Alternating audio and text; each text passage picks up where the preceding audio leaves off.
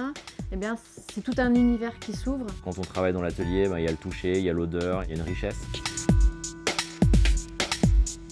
J'ai découvert donc la pratique de l'imprimerie typographique aux Beaux-Arts de Besançon. On a tous les deux fait une école qui s'appelle IARTUP à Paris. On a fait une filière qui s'appelle Concept et Recherche où on a étudié les sciences humaines et la philosophie appliquées au design.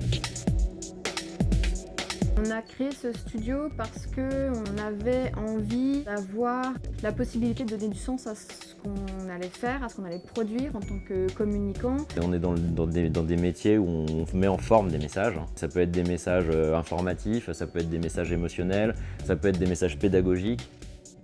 On crée du lien entre l'histoire qui a été et l'histoire qui va être. On crée du lien entre des anciennes générations de métiers, typographes, imprimeurs typographiques, et des nouveaux métiers qui sont designers graphiques, motion designers. On est en capacité de comprendre aussi ce qu'on fait en digital à la lumière de ce qui a été fait anciennement. Ça rajoute encore des possibilités créatives que moi je ne peux pas avoir avec la matière, avec l'encre, avec le papier.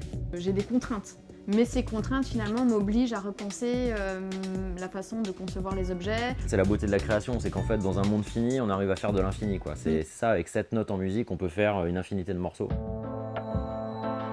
C'est important pour nous de transmettre parce qu'on a reçu nous-mêmes et puis aussi parce que ça nous permet de continuer d'apprendre, de transmettre. Parce que quand on transmet, on se questionne sur sa pratique. La question de la transmission en imprimerie est une vraie question parce que moi aujourd'hui j'ai de la chance d'être entourée de personnes qui peuvent me transmettre un savoir et un savoir-faire. On a un rôle à jouer en tant que créatif et en tant que personne et ça c'est au cœur de notre travail aussi. Et en même temps je pense que c'est aussi un acte de résistance entre guillemets de retrouver un rapport à la matière, de sortir la tête des écrans. On a envie de travailler avec d'autres personnes, d'avoir d'autres influences, d'autres façons de penser, d'autres techniques aussi. Toujours en s'inscrivant dans ce sera le monde de demain et qu'est-ce qu'on peut nous lui apporter et lui laisser finalement dans notre pratique de designer.